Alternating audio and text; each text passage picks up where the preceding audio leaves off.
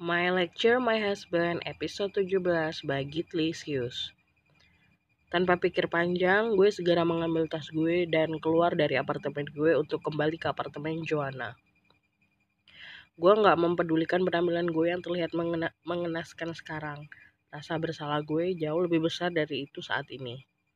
Gue terus memencet bel apartemen Joanna tanpa henti. Meskipun gue tahu password apartemennya, gue mencoba menghargai privasi Joanna. Tapi karena sudah hampir 5 menit gak ada respon, yang berarti gue memutuskan untuk masuk ke dalam apartemen Joanna dan mencari benda yang hilang itu di ruang tengah tempat kami menonton tadi. Siapa sih ganggu? Inggit? Joanna yang awalnya ngedumel langsung berteriak histeris begitu melihat gue. Joanna, Altan, teriak gue gak kalah histeris karena melihat Altan yang berada di belakang Joanna dengan menggunakan boxer doang. Bisa jelasin ke gue kenapa lo merangkak masuk ke apartemen gue malam-malam gini? Tanya Joanna sarkas. Bisa jelasin ke gue kenapa Altan bisa ada di apartemen lo dengan keadaan yang begitu? Tanya gue gak kalah sarkas. Gue cuma nemenin cewek yang so jagoan ini kok, Git. Dia ngakunya doang gak takut, tapi nonton horornya sampai pakai headset dari tadi, jawab Altan. Harus kami minta Altan yang nginep, Jo, di saat lo masih pacaran sama Juna. Kenapa nggak Rara? Tanya gue bingung yang membuat Joanna bungkam. Lo sekarang ngapain malam-malam kesini? Tanya Altan mencoba melerem kemungkinan pertikaian yang akan terjadi. Gue masih menyusuri karpet dan kolong sofa yang kami gunakan untuk menonton tadi. Gue nyari sesuatu, jawab gue. Harus banget malam ini dicarinya? Tanya Altan bingung. Gue menganggukkan kepala gue sambil terus bekerja menyusuri ruang tengah itu untuk menemukan cincin gue. Apaan emang? Biar gue bantu sini, kata Altan sambil mendekat ke gue yang sedang mencari di kolong meja. Gue memejamkan mata gue dan menghela nafas panjang. Mungkin memang sudah saatnya gue memberitahu semuanya sekarang. Cincin, jawab gue sambil masih mencari. Dan Altan kini juga mulai mencari cincin gue di bawah meja. Nggak bisa besok aja, penggit. Cincin doang kan? Lo kan banyak duit ini, minta dibeliin lagi sama bokap lo juga jadi, kata Altan yang masih terus berusaha mencari. Itu cincin nikah gue, Altan. Hah? Aduh, teriak Joanna dan Altan bersamaan. Joanna terkejut mendengar omongan gue barusan, sementara Altan kejedot meja karena kaget juga. Lo nikah sama siapa? Tanya Joanna sambil menarik gue untuk duduk di sofa. Gue udah berasa di sidang sekarang. Altan yang masih sibuk mengusap kepalanya pun mengakhiri proses pencariannya di kolong meja dan memfokuskan diri ke gue dan Joanna. Pak Arya, cicit gue yang membuat ekspresi Joanna dan Altan mendadak horor. Pak Arya, kan Ibu Kering, dosen killer, yang ngajar kita, dosen pembimbing lo. Jadi nikahnya sama lo? Tanya Altan berturut-turut tanpa henti. Weh, bohong ya lo? Tanya Joanna gak percaya. Sedah, benjol gue mendadak gak sakit sekarang. Ceritain lo, brengsek ya lo nikah sama dosen sendiri gak bilang, protes Altan. Ceritanya panjang, mau sampai subuh lo cerita juga gue dengerin. Cerita, kata Joanna memaksa. Gue akan cerita tapi nanti. Sekarang yang terpenting buat gue adalah untuk nemuin cincin itu, potong gue. Terus Kara? Tanya Altan yang membuat gue terdiam. Kara belum tahu. Gue pusing sama lo beneran. Im sama Yuda kayaknya gak gini walaupun ada orang ketiga dari kedua belah pihak, kata Altan. Itu karena ada Yuto, kata Joanna yang gue iyakan. Ya lo bikin aja lah sama Pak Arya, kata Altan seenak jidat. Bisa bantuin gue cari cincinnya aja gak? Gue lagi butuh komentar, kata gue dengan memohon. Akhirnya Joanna dan Altan pun membantu gue untuk mencari cincin itu. Tapi udah berjam-jam kita mencari cincin itu gak ketemu. Pak Arya marah cincinnya hilang, tanya Joanna yang membuat gue kembali menangis. Kayaknya iya, Jo. Gue takut banget sekarang.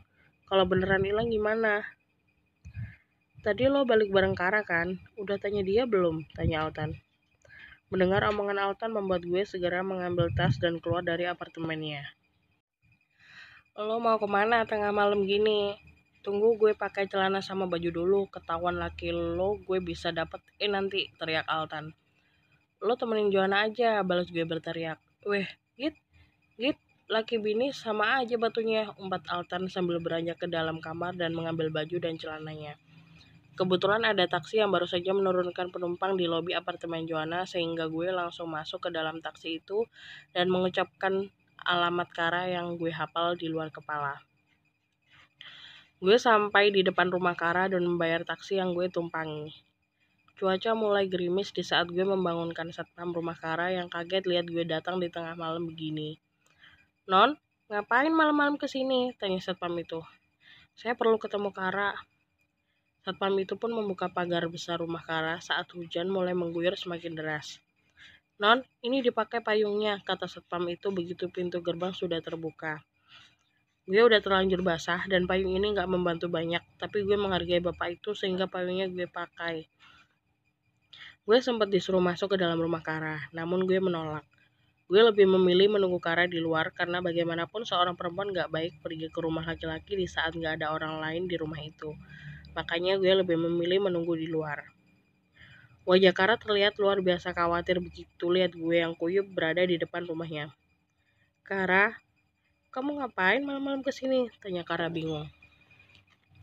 Dia menyuruh satpam rumahnya mengambilkan handuk untuk gue.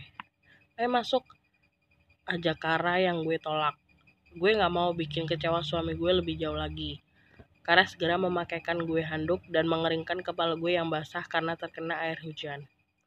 "Kamu ngapain kesini malam-malam, Git?" tanya Kara bingung.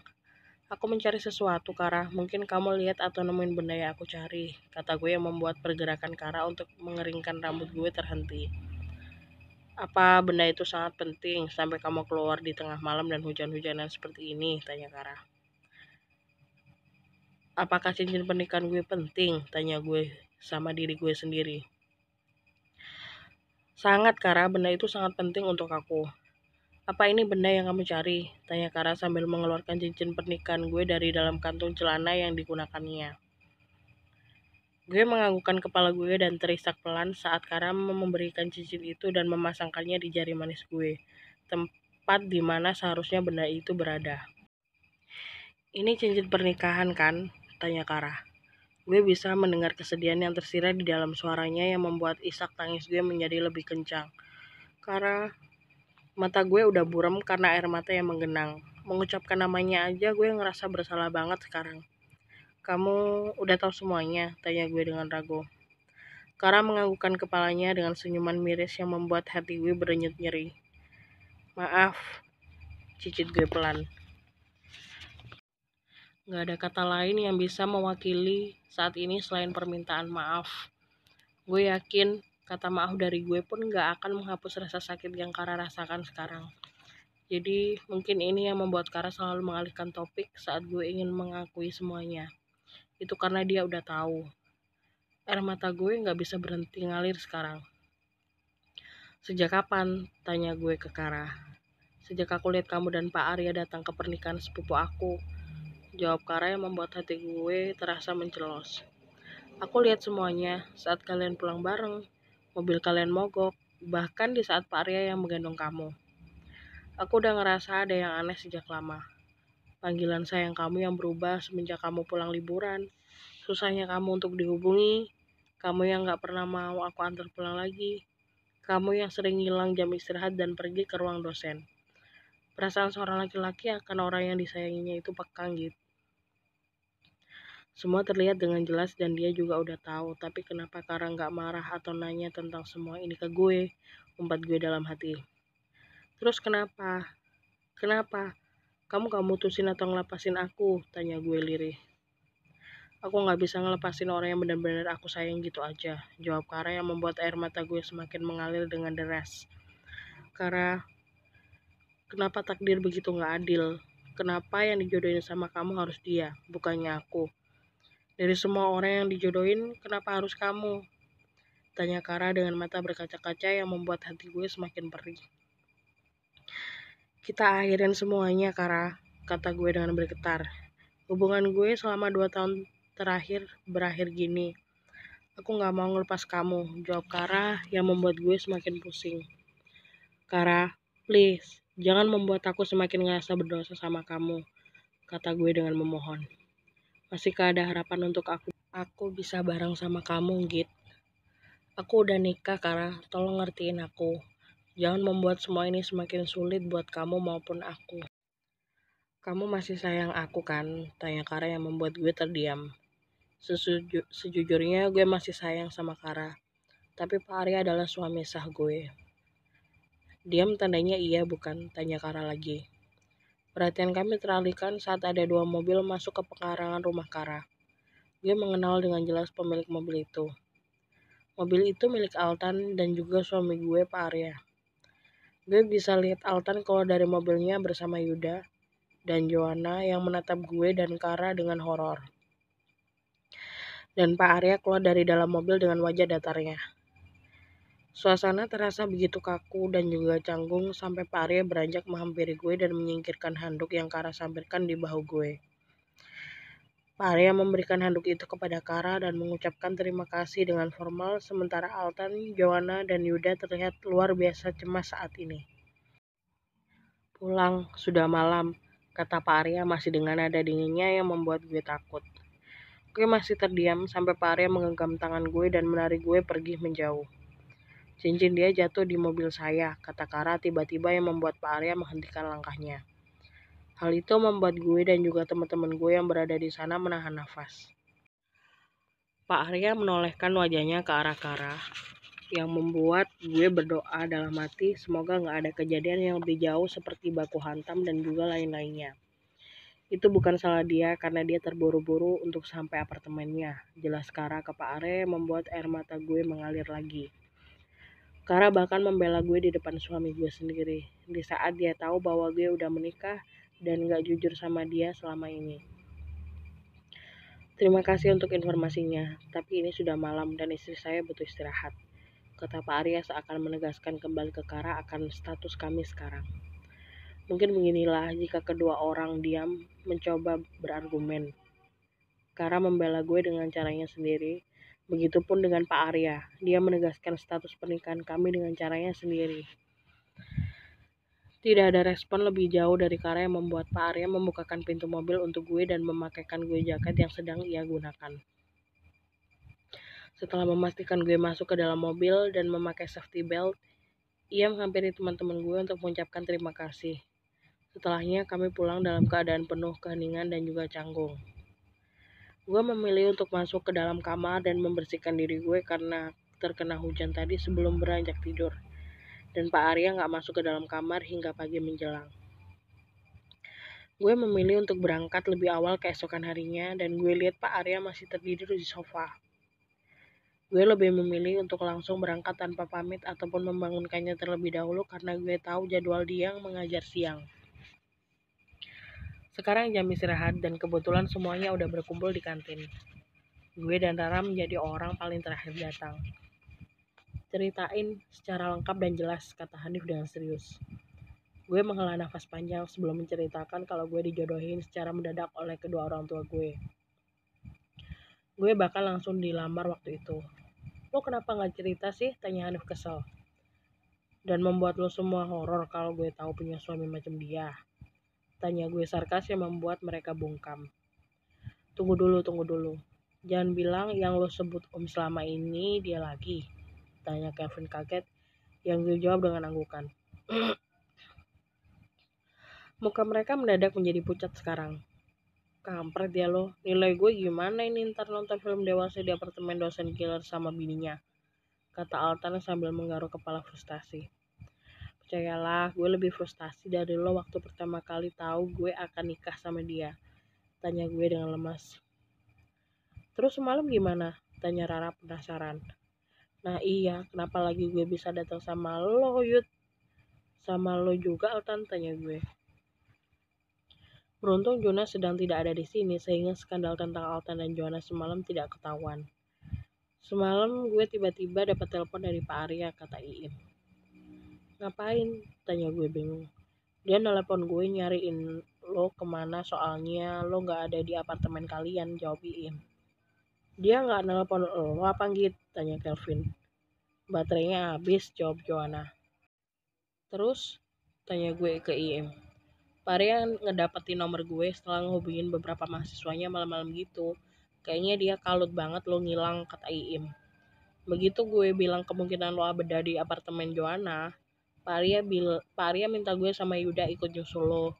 Dia takut Joanna nggak percaya kalian udah nikah. Berhubung Yuto nggak ada yang jaga, jadi Yuda doang yang ikut, kata Iim. Begitu gue sampai lobi apartemen Joanna, gue ketemu sama Joanna dan Altan yang lagi ngejar lo yang mau ke rumah Kara, jelas Yuda. Gue emang nggak pernah dihajar sama Pak Arya, tapi gue tahu betapa khawatirnya dia semalam gitu.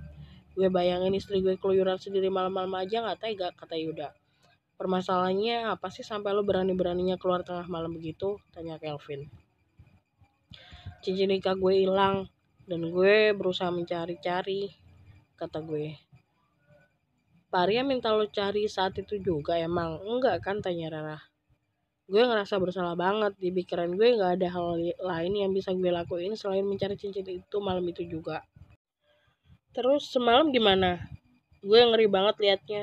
Masih untung Kara gak kena tonjok ya, kata Joanna yang membuat gue menghela nafas.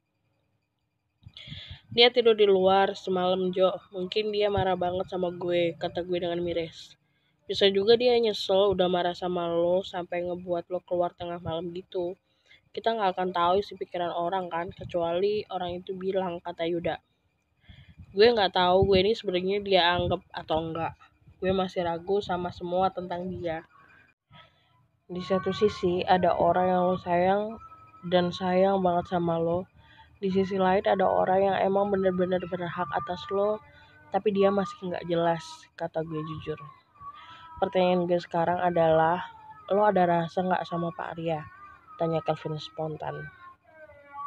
Kok lo nanya gitu, Fit? Tanya Hanif. Gini nih ya, kalaupun Kara sama lo masih saling sayang, tapi kan Pak Arya kondisinya suami lo gitu. Kalau lo ada rasa sama dia, ya lo pertahanin lah dia. Belum tentu Kara akan nikahin lo juga kan ntar. Kenapa nggak pertahanin yang ada aja, tanya Kelvin. Omongan Kelvin membuat kepala gue berdenyut nyeri. Efek hujan-hujanan semalam mulai terasa saat ini. Badan gue pun terasa nggak enak dan panas. Tolong anterin gue ke klinik kampus dong. Kepala gue pusing banget nih sekarang, pinta gue ke mereka. Nah udah, dengan gini makin gampang lo ngelepas Kara, ceplos Kelvin. Apa maksud lo? Kata gue nggak terima. Lo hamil kan? Kalau lo hamil, gue yakin Kara bakal ngelepasin lo, kata Kelvin yang membuat gue melemparkan botol ke arahnya. Segel gue aja belum kebuka, nyet. Kasihan Pak Arya, kata Kelvin, Yuda, Altan, dan Hanif kompak sambil menggelengkan kepala mereka. Jadi nganter gue nggak? Tanya gue pada akhirnya. Sini gue anter. Kali aja kalau gue baik sama istrinya nilai gue nambah, kata Hanif. Altan yang melihat hal itu langsung membawakan tas gue. Gue juga mau nilai gue bagus, jangan mau menang sendiri lo, kata Altan gak terima. Lo berdua bikin kepala gue semakin pusing, kata gue ke mereka. Gue memilih untuk pulang ke apartemen dan gak mengikuti mata kuliah suami gue. Gue harap seenggaknya dia mengerti kalau gue sakit. Gue pulang sendiri karena Hanif dan Altan gak mau telat di pelajaran Pak Arya. Yuda dan Kelvin pun ada di kelas. Gue juga gak mungkin minta Kara untuk nganter gue pulang. Yang ada itu cuma memperkeruh suasana. Gue memilih untuk memakan roti yang Altan berikan dan meminum obat yang tadi diberikan klinik. Dan gue tertidur setelahnya. Gue terbangun di saat telepon gue berbunyi dan ada panggilan dari Rara. Dengan suara sengau dan serak, gue pun mengangkat panggilan itu. Halo, laki lo bubarin kelasnya lebih awal pas tahu lo sakit. Oh, respon lo gini doang. Lo gak bilang ya ke dia kalau lo sakit. Komuknya kelihatan kaget tadi walaupun masih versi datar. Gue gak mau ganggu dia ngajar, toh dia pasti tahu kalau gue gak masuk di saat dia absen satu-satunya mahasiswanya. Dia pulang cepet tuh, masuk ke dalam catatan sejarah seharusnya. Dan hari ini dia pulang agak cepet karena lo, kata Rara yang membuat gue kembali bertanya sama diri gue. Apa mungkin itu benar? Sini gue mau ngomong, kata Altan di seberang telepon. Git, ya kenapa? Gue baru sadar kalau cincin kalian beneran kapelan saat gue liatin tadi. Cincin nikah gak ada yang gak kapelan, Altan. Bego kok dipelihara. Fix lo istrinya, mulut lo sama tajamnya. Gue pun mematikan panggilan itu secara sepihak karena pusing mendengar suara Altan. Gak lama gue mendengar suara pintu apartemen gue terbuka dan gue memilih untuk pura-pura tertidur. Gue bisa merasakan Pak Arya mengecek suhu di dahi gue dengan telapak tangannya dan membenarkan selimut gue. Gue juga mendengar suara plastik yang gue yakini sebagai tempat obat gue itu bunyi. Mungkin dia mengecek obat apa aja yang gue konsumsi. Gak lama gue merasa dia ikut berbaring di samping gue dan memeluk gue dari belakang. Gue bingung kenapa hubungan gue bisa jadi serumit ini sekarang. Kalau aja orang yang memeluk gue ini lebih jelas mengungkapkan isi hatinya, mungkin gue akan lebih mudah menerima dia dan menyesuaikan diri. Gue sama sekali gak bisa menebak isi pikiran dia yang membuat gue frustasi. Gue tenggelam dalam pemikiran gue sampai gue benar-benar terlelap. Dan di saat gue bangun, gue gak menemukan Pak Arya dimanapun. Gue mencoba menghubungi nyokap gue karena menurut gue beliau akan lebih mengerti gue. Gue memilih balkon sebagai tempat untuk mengobrol dengan nyokap gue. Halo mah, halo, kamu katanya sakit Git, udah mendingan? Tanya nyokap gue. Mama tahu dari mana aku sakit? Arya tadi nelpon, dia bingung karena kamu demam. Terus dia nanya, kalau kamu sakit biasanya suka makan apa? Mama jawab aja biasanya kamu makan bubur sama minum susu beruang. Dan gak lama kamu sembuh. Mas Arya sering nelpon mama? Ya iya, dia selalu ngabarin keadaan kalian. Kamu kan kalau udah di sana jarang nelpon, makanya mama jadi khawatir dan minta kamu buat nikah. Untungnya sekarang suami kamu ngabarin terus, jadi mama agak lebih tenang. Gak salah emang mama sama papa milih buat jodohin kamu, kata nyokap panjang lebar. Mama gak nyangka kamu ternyata bisa jadi istri yang baik juga ya. Lanjut nyokap gue yang membuat kedua alis gue berkerut heran. Istri yang baik gimana maksud mama? Ya, Arya juga cerita kalau kamu di sana ngurus dia dengan baik. Mulai dari masakin dia, nyuci baju, ngurus rumah. Dia juga bilang kamu penurut. Mama sama papa bangga sekaligus lega karena penilaian suami kamu yang bagus. Hah? Seorang Sadewa Bentara Arya beneran bisa ngomong begitu? Selama ini gue bahkan gak pernah melakukan semua yang Pak Arya bilang ke mama. Dia malah nutupin semua kejelekan gue dan sebagai gantinya dia malah memuji gue di depan orang tua gue. Ternyata Pak Arya gak seburuk yang gue kira, umpat gue dalam hati. Setelah sempat terjadi keheningan yang cukup lama sampai nyokap gue menegur gue yang gue jawab dengan gumaman. Menurut mama, Mas Arya orangnya gimana? Anaknya baik, berbakti sama orang tua, bisa bertanggung jawab juga. Mama sama papa gak mungkin asal pilih orang kan buat kamu. Aku mau pulang mah. Pulang ke sini maksudnya. Kenapa? Inggit butuh waktu sendiri dulu. Sempat terjadi keheningan yang cukup lama sebelum nyokap gue kembali ngomong. Kalian lagi berantem ya, tebak nyokap. Aku butuh waktu buat mikirin ini semua. Setiap rumah tangga pasti ada permasalahan. Entah itu cekcok karena masalah kecil atau apalah, tapi kamu harus sabar ngadepinnya. Awal mama menikah sama papa juga begitu. Yang paling penting saling komunikasi. Kalau ada masalah yang dirasa, disampaikan ke suami kamu dengan perlahan, pakai tutur kata yang baik pula. Pasti nanti ada jalan keluarnya. Gue cuma terdiam dan merenungkan ucapan nyokap barusan. Omongin semuanya secara baik-baik. Kalian kan udah nikah, bukan pacaran yang berantem terus putus. Pikirin baik-baik ya, cepet sembuh sayang. Gue mengakhiri panggilan itu dan masuk kembali ke dalam apartemen. Di sana Pak Ria udah berdiri dengan susu beruang dan semangkuk bubur di tangannya, seperti yang nyokap gue bilang. Dimakan buburnya, kata Pak Arya yang gue jawab dengan anggukan. Gue pun memakan bubur yang dibelikan oleh Pak Arya dan dia mengambil obat gue dari dalam kamar. Setelah selesai makan, gue pun meminum obat yang diberikan oleh Pak Arya. Jangan keluar malam lagi, kata Pak Arya. Yang penting cincinnya sudah ketemu kan mas? Apa perlu saya taruh cincinnya di kotak aja biar gak hilang? Kan sayang, harganya mahal. Saya lebih suka lihat cincin itu ada di jari kamu. Kalaupun hilang, cincin bisa beli lagi. Tapi mas kelihatan marah banget semalam waktu cincinnya hilang. Saya belum kerja, jadi saya nggak tahu susahnya cari uang. Jadi saya minta maaf. Saya akan cari cincin yang mas kasih lebih baik lagi ke depannya. Gue lebih memilih untuk masuk ke kamar dan gak lama kemudian Pak Arya menyusul ke dalam kamar. Tadi saya kasih tugas ke teman-teman kamu. Kamu bisa tanya mereka tentang tugas itu agar tidak tertinggal mata kuliah saya. Kau bisa mengerjakan itu kalau kamu sudah baikan. Di saat seperti ini, sempat-sempatnya dia ngasih tugas ke gue. Meskipun masih sedikit pusing, gue memaksakan membuka laptop dan mengerjakan paper tugas dari dosen terngeselin abad di versi gue. Gue nanya Rara tentang paper tugas dari dia, dan Rara hampir nangis karena materi yang disebut sama Pak Arya cuman ada literatur dari bahasa Inggris. Gue lebih mau nangis dengernya. Gue sempat mengubah-ubah perpustakaan dan untungnya ada beberapa buku berbahasa Inggris yang gue jadikan bahan. Tugas dari dia emang paling nyiksa dan bikin kepala pusing. Mana dia gak pernah mau bantuin gue kalau itu tugas mata kuliah dia. Kepala gue semakin nyut-nyutan melihat layar laptop. Pandangan gue udah bebayang. Gue memutuskan untuk menghentikan mengerjakan tugas dan memilih membaringkan diri di kasur. Bodoh amat gue mau dapat nilai C kayak D, kayak yang penting gue udah laku, umpat gue pada akhirnya. Sial, ngomel-ngomel malah bikin kepala gue semakin sakit.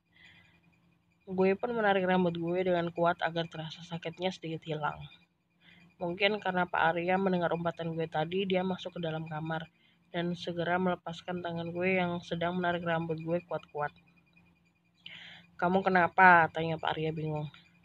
Gue cuma bisa nangis karena rasa sakit di kepala gue ditambah kekesalan gue sama makhluk yang ada di depan gue ini. Pak Arya menghapus air mata gue dan mengelus kepala gue yang gue tarik tadi. Kamu kenapa? Lagi-lagi Pak Arya bertanya. Gue memilih diam dan meneruskan tangis gue. Gak lama gue melihat Pak Arya pergi untuk mengambil jaket dia dan juga jaket gue. Dia membangunkan tubuh gue dan memakaikan gue jaket. Ayo kita ke rumah sakit, kata Pak Arya. Gue hanya bisa menurut saat dia merangkul gue untuk pergi ke rumah sakit karena sakit kepala gue yang begitu menyakitkan ini. Setelah dilakukan beberapa pemeriksaan, gue cuma dibilang terlalu lelah dan juga stres sehingga menyebabkan sakit kepala. Sekarang gue sama Pak Arya lagi mengantri untuk menunggu obat di depan apotek rumah sakit. Gue masih memegangi kepala gue yang masih sedikit nyeri. Hal itu membuat Pak Arya membawa kepala gue untuk bersandar di bahunya. Gue pun memilih untuk menyamankan diri dibandingkan untuk protes. Kan udah saya bilang, kerjanya kalau kamu udah baikan, kata Pak Arya. Tugas dari emas itu susah, gak bisa sehari jadi saya harus banyak-banyak nyicil, kata gue kesel. Marah dikit aja bikin kepala gue berdenyut nyeri, hal itu bikin gue meringis. Jangan marah melulu, jangan bikin kesel melulu, balas gue gak mau kalah. Pak Arya memilih untuk mengatupkan bibirnya sampai nama gue disebut untuk mengambil obat yang diberikan. Mau makan apa? Saya beliin. Mau yang anget dan berkuah. Bisa lebih spesifik? Tanya Pak Arya. Mau yang anget dan berkuah, isinya daging, bihun, mie, risol, tomat yang dibeli di warung Kang Asep di Bogor. Jawab gue yang membuat Pak Arya menghentikan mobilnya secara mendadak. Untung aja gak ada mobil di belakang mobil kami. Orang ngidam pun gak spesifik itu, kata Pak Arya sedikit kesel. Bisa aja kalau hamil anak Mas yang suka dengan segala hal yang berbau spesifik. Lagian Mas yang minta supaya saya mendeskripsikannya secara lebih spesifik, bukan? Tanya gue sarkas. Gue bisa melihat wajah Pak Arya memijat lipisnya yang membuat gue menyunggingkan senyum dalam hati. Kalau dia bisa ngerjain gue dengan tugas yang diberikan, gue juga bisa ngerjain dia dengan cara lain. Pak Arya pada akhirnya menepikan mobil kami di tukang soto mie Bogor seperti yang gue inginkan, meskipun bukan dari warung Kang Asep. Ini, jangan banyak macam-macam lagi. Yang ada saya ikut sakit kepala kalau kamu terus aneh-aneh. Pada akhirnya gue memilih untuk gak macam-macam lagi dan memakan soto yang sudah dia beli dan meminum obat yang dokter berikan. Setelahnya gue lebih memilih untuk memeluk guling di kasur sementara Pak Arya sedang duduk bersandar di kepala ranjang dengan buku penemuan tidurnya. Kalau kalian pikir buku yang Pak Arya baca adalah novel pengantar tidur, kalian salah. Dia membaca buku tentang pola perilaku kesehatan sebagai bacaan tidurnya kali ini. Dan gue yakin itu buku full English. Mas nggak pusing apa? Tanya gue bingung. Saya lebih pusing ngadepin kamu. Jawab Arya yang membuat gue mendengus kesal karena jawaban dia yang terlalu jujur. Saya ngantuk. Ya udah tidur. Tapi nggak bisa tidur. Terus kamu mau saya tidurin? Tanya Pak Arya yang membuat muka gue memerah. Dia bisa bercanda juga ternyata. Jangan ngaco. Terus kamu mau apa? Tanya Pak Arya sambil menutup buku yang ada di tangannya. Kayaknya gue udah ganggu dia. Udah terusin bacanya, ucap gue pada akhirnya sambil membalikkan tubuh gue untuk membelakangi Pak Arya. Sejujurnya gue gak bisa tidur karena lampu yang masih menyala terang karena Pak Arya yang masih asik baca. Tapi gue gak enak bilangnya, jadi gue lebih memilih memejamkan mata gue. Pak Arya menarik guling yang ada di pelukan gue dan melemparnya ke lantai sebelum membalik tubuh gue untuk menghadap ke arah dia. Kamu mau apa sekarang? Tanya Pak Arya di depan muka gue. Hal itu membuat gue bisa merasakan hembusan nafasnya yang wangi mint khas pembersih mulut yang ia gunakan. Mau tidur, cicit gue karena posisi wajah Pak Arya semakin dekat sama wajah gue. Bahkan tubuhnya kini sudah berada di atas tubuh gue. Gue memejamkan mata gue karena takut dengan apa yang selanjutnya terjadi. Tapi gue bisa mendengar suara lampu nakas yang dimatikan dan suasana kamar terasa lebih gelap. Ayo tidur, kata Pak Arya yang membuat gue otomatis membuka mata. Dia mau matiin lampu aja, kenapa harus pakai posisi kayak gitu sih? Umpat gue dalam hati. Gue kebangun di saat matahari udah cukup tinggi dan posisi Pak Arya semalam telah tergantikan dengan guling yang dia lempar ke lantai. Gue mengecek jam yang ada di dalam kamar yang sudah menunjukkan angka 8. Gue yakin Pak Arya udah berangkat ke kampus karena emang dia jarang banget telat. Gue melihat sekeliling dan menemukan hal yang berbeda di meja nakas. Di sana terdapat sebuah nampan yang berisi mangkuk dan juga segelas air putih. Biasanya hanya ada air putih, tapi kali ini ada mangkuk yang berisi bubur. Gue memilih untuk bangun dari tempat tidur dan mengambil sticky notes berwarna kuning mencolok yang menempel di pinggiran mangkuk bubur itu sambil meminum air putih yang memang kini sudah menjadi kebiasaan gue. Habiskan, jangan lupa diminum obatnya. Gue hanya mendengus melihat tulisan formal Pak Arya. Lewat media tulisan aja dia masih sekaku itu. Tapi gue hampir menyemburkan minuman gue saat melihat beberapa lembar paper dengan sticky notes lainnya di atasnya. Tugas kamu sudah selesai, jangan stres lagi. Gila, masa gue belum bangun sih? Gue udah minum air dan airnya terasa. Gue mengucek mata gue dan menampar pipi sendiri untuk meyakini kalau ini bukan mimpi. Tapi tamparan tangan gue pada pipi terasa sakit sehingga gue yakin kalau ini nyata. Dia kesambet apaan ngerjain tugas gue gini? Gue pun mengambil handphone untuk menelpon Pak Arya. Karena masih gak percaya dengan apa yang ada di depan mata. Halo? Halo mas? Ya, kenapa? Mas beneran ngerjain tugas saya? Terus yang ada di depan kamu itu apa? Mas gak nyalain papernya kan? Saya kalau ngerjain tugas dari dosen galak gak pernah ngasal loh. Buat apa saya salah-salahin kalau ujung-ujungnya saya yang periksa? Iya juga sih. Tapi kan bisa aja. Obatnya sudah diminum? Belum. Kenapa? Karena masih kaget dan gak percaya mas ngerjain tugas saya. Kalau gitu kamu robek aja papernya dan bikin lagi sendiri nanti. Galak, ngambekan. Kamu ngomongin diri kamu sendiri. Jadi saya galak menurut mas. Terus mas apaan kalau kayak saya aja galak? Haruskah kita lanjutkan perdebatan gak penting di pagi hari ini? Ish, ini penting tahu. Mas ngerjain tugas saya itu masuk dalam keajaiban dunia seharusnya. Lebih baik kamu makan dan minum obatnya daripada kamu mengganggu saya yang mau ngajar. Loh, bukannya udah masuk jam masuk? Tumben mas telat masuk kelas. Itu karena istri saya yang katanya lagi sakit gak berhenti ngomong sejak tadi. Jawab Pak Arya yang membuat gue mengerucutkan bibir gue kesal. Bersambung.